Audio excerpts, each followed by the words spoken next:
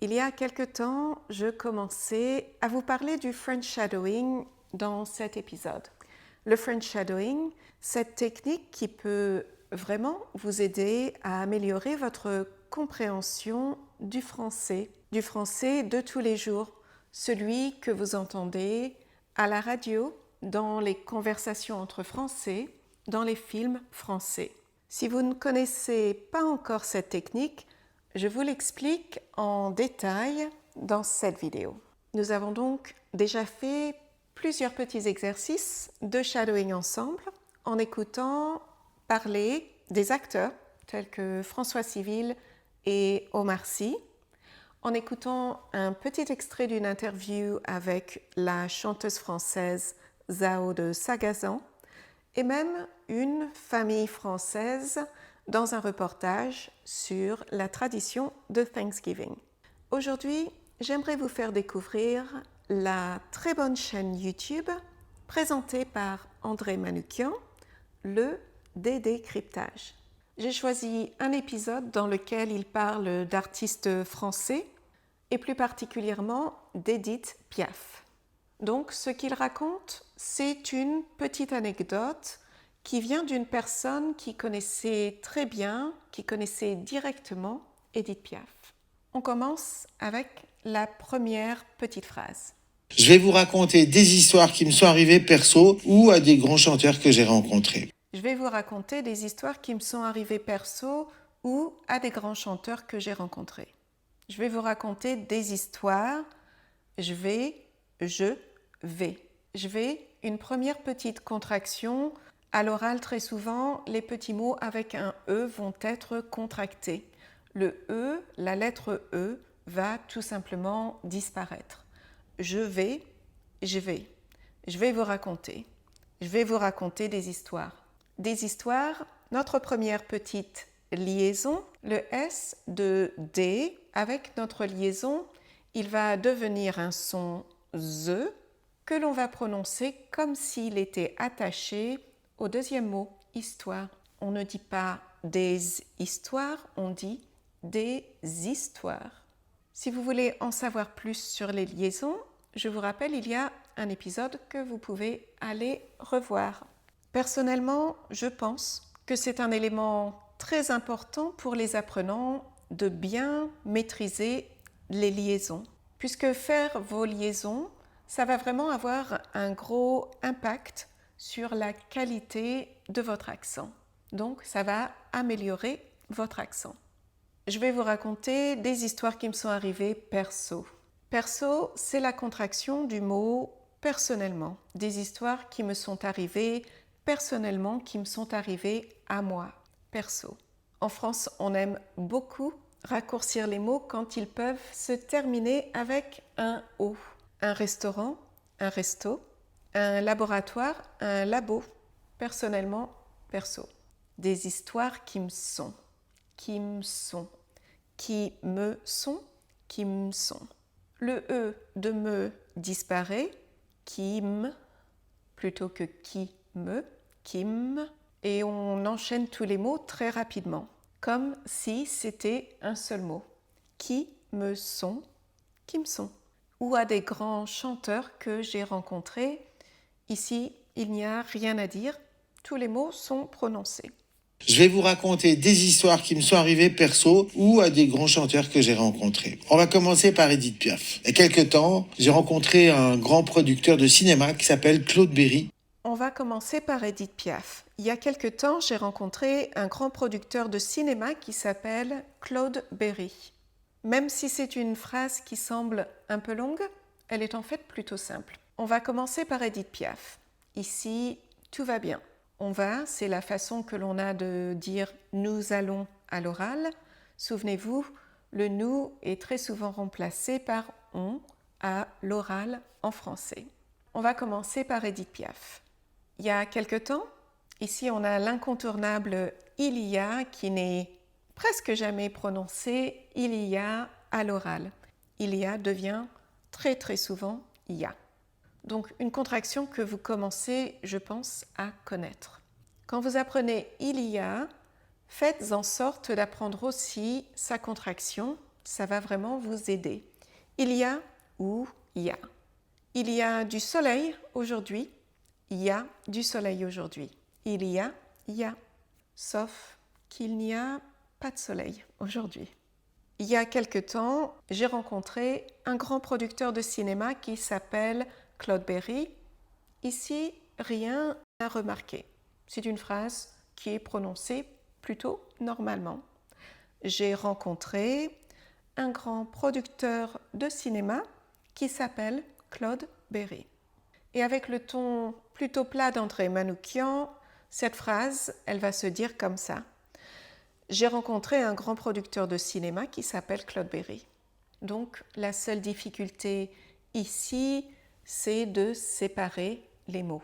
J'ai rencontré un grand producteur de cinéma, qui s'appelle Claude Berry. On va commencer par Edith Piaf. Il y a quelques temps, j'ai rencontré un grand producteur de cinéma qui s'appelle Claude Berry. Il m'a demandé de faire la musique d'un de ses films qui s'appelait L'un part, l'autre reste. Et il m'a demandé de faire la musique d'un de ses films qui s'appelle L'un part, l'autre reste. Le début de la phrase est plutôt contracté. Et il m'a demandé et il m'a demandé. On effleure tout juste le mot « et » en début de phrase. Il disparaît presque et il est presque avalé par le « i » et il m'a demandé. Il, le pronom sujet est lui aussi contracté, il devient « i » et il m'a demandé. Et ensuite, il y a un empilement de tous les mots. Et il m'a demandé. M'a demandé, c'est en fait m'a demandé. Le « e » disparaît, demandé. Et il m'a demandé, il m'a demandé, et il m'a demandé de faire la musique d'un de ses films. De faire la musique d'un de ses films. La contraction ici, c'est le « e » de deux qui disparaît, d'un de ses films, d'un de ses films.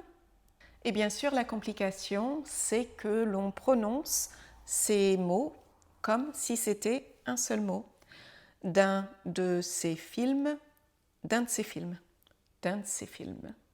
Donc n'oubliez pas, c'est aussi très utile pour vous d'essayer de répéter et d'imiter ce que vous entendez, puisque ça va vous aider par la suite à vous aussi commencer à faire ces contractions d'une façon plus naturelle. Alors cette phrase, c'est une bonne phrase pour commencer à répéter. Et il m'a demandé de faire la musique d'un de ses films. Et il m'a demandé de faire la musique d'un de ses films. Et il m'a demandé d'un de ses films. Et il m'a demandé de faire la musique d'un de ses films qui s'appelle L'un part, l'autre reste. Il n'y a rien à dire sur la fin de cette phrase. L'un part, l'autre reste. One leaves, the other one stays. Il m'a demandé de faire la musique d'un de ses films qui s'appelait L'un part, l'autre reste. Mais il m'a dit, je vous préviens, j'y connais rien en musique. Je dis, ah bon? Mais il m'a dit, je vous préviens, j'y connais rien en musique. Tout de suite, suivi par la réponse d'André Manoukian. Mais il m'a dit, je vous préviens, j'y connais rien en musique. Je dis, ah bon? Et il m'a dit, je vous préviens, j'y connais rien en musique. Je dis, ah bon? Donc je pense que la difficulté que vous allez avoir ici, c'est que l'on n'entend pas la fin d'une phrase et le début de l'autre. D'habitude, on aurait une petite pause à la fin de la première partie de la phrase. Donc, je pense que c'est très difficile de distinguer la phrase qui est parlée par Claude Berry et la phrase qui est parlée par André Manoukian. Revenons à la première partie de la phrase. Mais il m'a dit, je vous préviens, j'y connais rien en musique. Donc, ici, ce ne sont que des choses que l'on a déjà vues dans cet épisode et dans les épisodes précédents. Ça devrait être assez facile pour vous. Qu'avez-vous remarqué? La première chose, c'est « mais il m'a dit »,« mais il m'a dit ». Le « L » de « il » disparaît. « Mais il m'a dit »,« je vous préviens »,« je vous préviens ». Le « e » de « je » disparaît. Une autre contraction. « Je vous préviens ». Et enfin, « j'y connais rien en musique ». Encore un grand classique du français parlé. On ne dit pratiquement jamais notre négation en entier. Ne pas et très souvent pas. On devrait dire je n'y connais rien, Mais à la place, on dit « j'y connais rien ». Encore une fois, quand vous apprenez ou révisez la négation en français « ne pas », essayez de vous souvenir que, en français parlé, le « ne » n'est pratiquement jamais utilisé. Tu ne manges pas d'escargot? Tu manges pas d'escargot? On continue? Je dis ah bon? Je dis, je dis, je dis, je dis ah bon? Ah bon, ça exprime la surprise. On n'arrive pas vraiment à croire la chose que l'on entend. L'équivalent en anglais, c'est really. Really? Et ensuite, André Manoukian fait une chose que l'on fait souvent en français quand on parle assez rapidement. On commence à dire une chose, puis on se ravise. Donc, on revient sur ce que l'on avait commencé à dire et on change un petit peu de direction. Je vous fais écouter. Mais il m'a dit, je vous préviens, j'y connais rien en musique. Je dis, ah bon? Donc je flippe un peu. Ce que vous avez entendu, c'est un « donc je flippe un peu ». Je pense qu'il y avait un début de « je suis » qui se termine en fait avec un « je flippe ». Flipper, c'est un mot d'argot et ça veut dire avoir un petit peu peur. Et vous avez remarqué, le « je » est contracté. Je flippe, je flippe, je flippe. Donc je flippe un peu. Il me dit, je vais vous montrer à quel point j'y connais rien en musique. Et il me dit, je vais vous montrer à quel point j'y connais rien en musique. Il me dit. Et il me dit, c'est en fait « et il me dit ». Et il me dit. Quand on relate une conversation, ce « il me dit » est très souvent contracté à son extrême. Et il me dit.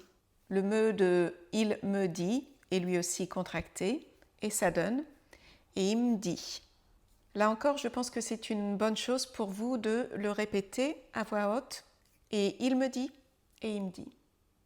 Je vais vous montrer à quel point j'y connais rien en musique. Un petit mot de remplissage.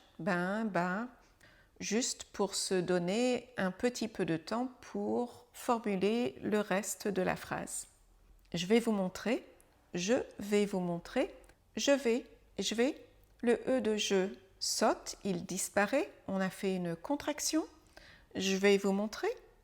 Je vais vous montrer à quel point j'y connais rien en musique. J'y connais rien, on l'a déjà vu, c'est je n'y connais rien. J'y connais rien. On fait disparaître le premier élément de cette négation. Je n'y connais rien, j'y connais rien. Encore une fois, je veux vous faire remarquer le ton très plat. Je vais vous montrer à quel point j'y connais rien en musique. Il me dit, je vais vous montrer à quel point j'y connais rien en musique. Quand j'avais 25 ans, j'étais un jeune comédien et je sortais avec Édith Piaf. Elle aimait beaucoup les jeunes acteurs. Quand j'avais 25 ans, j'étais un jeune comédien et je sortais avec Édith Piaf. Elle aimait beaucoup les jeunes acteurs. Donc il n'y a pas grand-chose, pas beaucoup de choses à remarquer dans cette phrase. Il y a une seule petite liaison. Elle aimait beaucoup les jeunes acteurs. Les jeunes acteurs. Jeunes acteurs. Quand j'avais 25 ans, j'étais un jeune comédien et je sortais avec Édith Piaf. Elle aimait beaucoup les jeunes acteurs. Pendant 6 mois, j'ai vécu chez elle et je voyais tous les jours les plus grands compositeurs arriver. Pendant 6 mois, j'ai vécu chez elle. Encore une fois, un petit passage très facile à comprendre. On a une seule petite liaison ici. Cette fois-ci, la liaison se fait avec le Z de chez. Chez elle. Et je voyais tous les jours les plus grands compositeurs arriver. Et encore une fois ici, il n'y a rien de vraiment difficile à comprendre. Mais j'aimerais quand même vous faire remarquer que même si le ton d'André Manoukian est assez plat, il y a quand même quelques intonations pour les mots qui sont importants.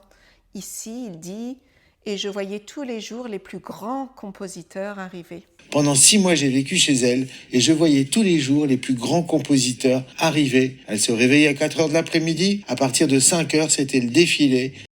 Elle se réveillait à 4 heures de l'après-midi. À partir de 5 heures, c'était le défilé. Elle se réveillait à 4 heures de l'après-midi. À 4 heures de l'après-midi, le E de disparaît. On fait une contraction. De l'après-midi, de l'après-midi. À partir de 5 heures, c'était le défilé. Le E de le disparaît lui aussi. Le défilé, le défilé. Là encore, je pense qu'il faut que vous essayiez de répéter ces sons contractés plusieurs fois à voix haute chez vous parce qu'ils sont assez difficiles à prononcer. le défilé, le défilé. Et pour vous aider, je vous donne un petit truc. Plutôt que d'essayer de prononcer le son L avec le son de, essayez d'insérer un petit E avant votre son L. Le défilé, le défilé. C'est beaucoup plus facile. Et d'ailleurs, dans le Nord, d'où je viens, on a tendance à énormément prononcer ce E, L, L. Elle se réveillait à 4 heures de l'après-midi. À partir de 5 heures, c'était le défilé. Il lui proposait des chansons. À partir de 5 heures, c'était le défilé et il lui proposait des chansons. Et il lui proposait des chansons. Il étant les grands compositeurs dont on a parlé un peu plus tôt dans la phrase. Et parce qu'on a le son et, puis le son il, puis le son lui, on entend à peine le son il et lui proposait des chansons. Et à partir de 5 heures, c'était le défilé et lui proposait des chansons. Elle se mettait dans sa pièce, il y avait un piano, et moi j'étais un petit peu à côté. Elle se mettait dans sa pièce, il y avait un piano, et moi j'étais un petit peu à côté. Elle se mettait, c'est un autre de ces sons super contractés auxquels il faut vous habituer. Elle se mettait, c'est en fait, elle se mettait. On ne prononce plus du tout les lettres L, L, E de elle. Et le E de elle est très très ouvert. Elle se mettait, elle se mettait. Il y avait un piano. Maintenant, vous connaissez cette contraction. Au présent, il y a. Au passé, à l'imparfait ici, il y avait. Au futur, il y aura. Il y avait un piano. Et moi, j'étais un petit peu à côté. J'étais un petit peu à côté. Le E de petit n'est pas prononcé, il est contracté. J'étais un petit peu à côté. Il y avait un piano et moi j'étais un petit peu à côté. Essayez de répéter cette phrase. Un petit peu, c'est un de ces termes que je vous recommande d'apprendre dans ces deux formes. A little bit, un petit peu, un petit peu, un petit peu. Parce que dans la majorité des cas, on ne va pas le prononcer en entier. Un petit peu, un petit peu, un petit peu. Et moi, j'étais un petit peu à côté. J'ai assisté à des trucs incroyables. Un jour, elle ouvre la porte, elle a un doute, elle vient avec un texte et elle me dit « Qu'est-ce que t'en penses? Je suis pas sûre. » J'ai assisté à des trucs incroyables. Rien à dire ici, tous les mots sont prononcés correctement. Truc, c'est le mot d'argot pour chose. Mais je pense que vous connaissez ce mot. Des choses, des trucs. Un jour, elle ouvre la porte. Un jour, elle ouvre la porte. Mais quand on parle très rapidement, le son final de ouvre est un peu contracté, donc on ne prononce pas vraiment le re à la fin du mot ouvrir. Elle ouvre, elle ouvre, elle ouvre la porte. Un jour, elle ouvre la porte, elle a un doute, elle vient avec un texte et elle me dit « Elle a un doute, elle vient avec un texte et elle me dit « Elle a un doute, rien à signaler. » Elle vient avec un texte, le « elle » ici est juste effleuré. Elle vient avec un texte, elle vient avec un texte, et elle me dit, elle me dit. C'est exactement la même chose ici que ce qu'il se passait avec elle se mettait dans sa pièce. Elle se mettait dans sa pièce, le elle est complètement contracté et le me est contracté lui aussi. Elle me dit, elle me dit. Qu'est-ce que t'en penses? Je suis pas sûre. Qu'est-ce que t'en penses? Qu'est-ce que tu en penses? Qu'est-ce que t'en penses? Je suis pas sûre. Je ne suis pas sûre. Encore un grand classique du français parlé. J'ai d'ailleurs fait un short qui couvre le verbe être et toutes ses prononciations à l'oral. Je suis. On prononce à peine le je et le suis devient un che. Je suis sûre, affirmatif. Je suis pas sûre, négatif. Je suis pas sûre. Je ne suis pas sûre, je suis pas sûre. Un jour, elle ouvre la porte, elle a un doute, elle vient avec un texte et elle me dit « Qu'est-ce que t'en penses? Je suis pas sûre. » Je regarde le texte, je lui dis « Mais tu peux pas chanter cette connerie. » Je regarde le texte, je lui dis « Je regarde le texte, je regarde le texte. » Ici, on pouvait faire une contraction de deux façons différentes. On aurait pu contracter le je regarde, Ou on peut contracter le E de regarder. Je regarde, je regarde. Essayez de répéter ça, c'est un très bon exercice pour vous faire prononcer vos re. Je regarde le texte, je regarde le texte, je regarde le texte.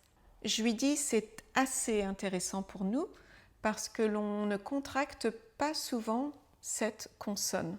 Je lui dis, je lui dis. La lettre que l'on a contractée, que l'on fait disparaître ici, c'est le L de lui. Je lui dis, je lui dis. Je regarde le texte, je lui dis, mais tu peux pas chanter cette connerie. Mais tu peux pas chanter cette connerie. Mais tu ne peux pas chanter cette connerie. Connerie, c'est un mot d'argot que l'on utilise plutôt souvent. On l'utilise à la place de bêtise ou stupidité. Mais tu peux pas chanter cette connerie. Il y a une inflexion sur le mot connerie. Un accent pour accentuer combien la personne trouvait cette chanson stupide. Non, rien de rien, non, je ne regrette rien. Ces mots que vous connaissez sans doute. La chanson d'Édith Piaf que tout le monde connaît. Voilà, je vous laisse écouter le reste de l'anecdote tout seul, c'est presque terminé. Qu'est-ce que vous avez pensé de cet extrait? Était-il plus difficile ou moins difficile? Vous allez sans doute entendre ce style de français un peu monotone et avec énormément de contractions plutôt souvent.